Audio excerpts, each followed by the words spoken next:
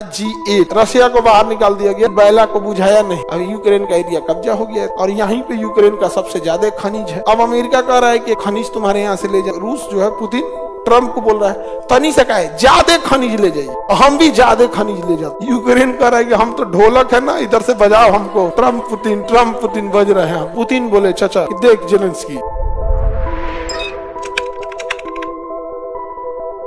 G7, G क्या है 7, ये 1975 में बना था G7, बाद में इसे G8 बनाया गया, फिर क्या कर दिया गया G7 हो गया।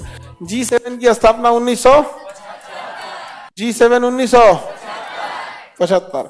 ये G7 एक समय था, G8 हो गया था, लेकिन 2014 बाद इसे काट कर दोबारा क्या बना दिया गया G7। ग्रुप ऑफ 7 कंट्रीज,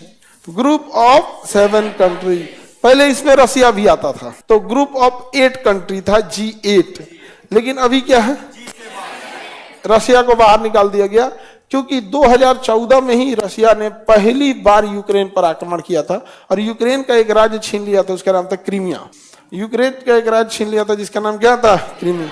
इसी वजह से यूरोप वाले मिलके उसको G8 से क्या कर दिए थे, बाहर निकाल दिए थे। G8 से क्या निकाल दिए, बाहर निकाल दिए थे। ये है यूक्रेन, इसका नीचे वाला ये राज्य क्रीमिया। 2014 में यूक्रेन के एक राष्ट्रपति थे पेट्रो यानुकोविच जो थे वो यूक्रेन को यूरोपीय यूनियन में मिलाने की बात कर रहे थे, लेकिन अचानक रूस के दबाव में आकर उन्होंने यूक्रेन को यूरोपीय यूनियन में जाने से मना कर दिया। यूरोपीय यूनियन में जाने से जब मना किया तो जनता ने विरोध किया, तो पेट्रो यानुकोविच को भागना पड़ा और यहाँ दूसरी सरकार आई। दूसरी सरकार इसे यूरोपीय यूनियन में शामिल करने पे जोर देने लगी, तो उसी समय रसिया ने हमला करके इसका निचला राज्य किसको कब्जा कर लिया, क्रीमिया को।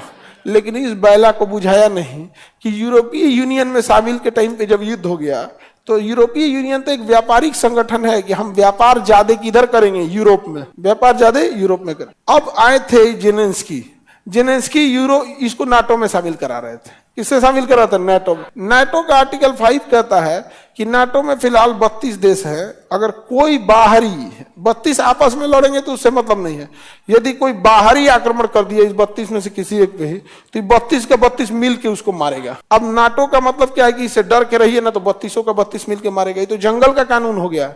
क्या सब देश में ये कभी मायने रखता है नाटो का जरूरत क्या है? अगर नाटो का जरूरत है तो यूएनओ की सुरक्षा परिषद को आग लगा दो, इसका मतलब आपको अपनी ही सुरक्षा परिषद पे भरोसा नहीं है। लेकिन वहां पर जो जाता है मोए करके चलाता है, यूएनओ अच्छा है, नाटो अच्छा, क्या मतलब बनता है? नहीं समझ आ गया? आप अपनी बात रखिए कि आप अपना रिलेशन देखेंगे कि हमारा खराब हो जाएगा, नहीं समझे? मतलब नाटो में बिना मतलब का है ना नाटो। अब रूस के सिधाने आप इसको नाटो का सदस्य बना दीजिएगा। अब आप इससे कहिएगा कि हम इधर गोली चलाएंगे, ई गोली चलाएगा तो नाटो एक्टिवेट हो जाएगा, तो बेचारा 32 देश से अकेले कैसे लड़ेगा? तो पुतिन बोले चाचा कि देख जेलेंस्की ते यूरोपीय यूनियन में गया, हम तनी सा कब्जा किए, नाटो में मत जाना, तो करा ना हम जइतो जाएगा।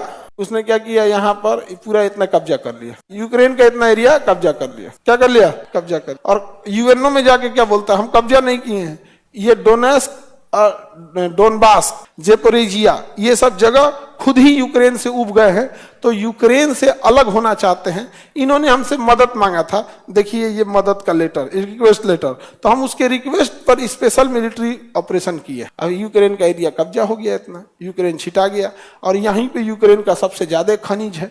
अब यूक्रेन को लगा कि पूरा यूरोप इनकी मदद करेंगे, यूरोप वाला मदद किया, अमेरिका मदद किया, तो अमेरिका उसका पैसा मांग रहा है कि इतना मदद किए थे तो पैसा, तो क्या पैसों लगेगा इसका, अरे फ्री में हम कफन न दे रहे। अब अमेरिका कह रहा है कि एक काम करो, जितना हथियार दिए उतना काम खनिज तुम्हारे यहाँ से ले जाएंगे। तो यूक्रेन कह रहा है, रूस जो है पुतिन ट्रम्प को बोल रहा है तनी से कहे ज्यादा खनिज ले जाइए, हम भी ज्यादा खनिज ले जाते हैं। यूक्रेन कह रहा है कि हम तो ढोलक है ना, इधर से बजाओ हमको। रूस अमेरिका बता दो, ट्रम्प पुतिन बज रहे हैं यहाँ पर। ढोलक बन गया किसका? यूक्रेन का ढोलक बना के रख दिया। तो 2014 में पहली बार इसने किसे कब्जा किया था, क्रीमिया को कब्जा कर लिया था। उसी के बाद G8 में रूस भी होता था, तो इसे बाहर करके G7 में डाल दिया। इसमें डाल दिया, G7 की स्थापना 1975।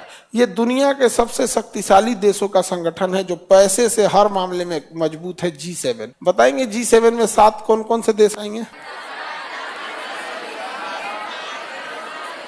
पहला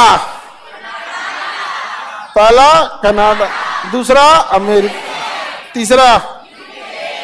तीसरा ये ब्रिटेन हो गया, यूके, चौथा फ्रांस, पांचवा जर्मनी, छठवा इटली, सातवां जापान। 7 देश। अब देखिएगा सारे के सारे हैविली इंडस्ट्रियलाइज्ड देश हैं।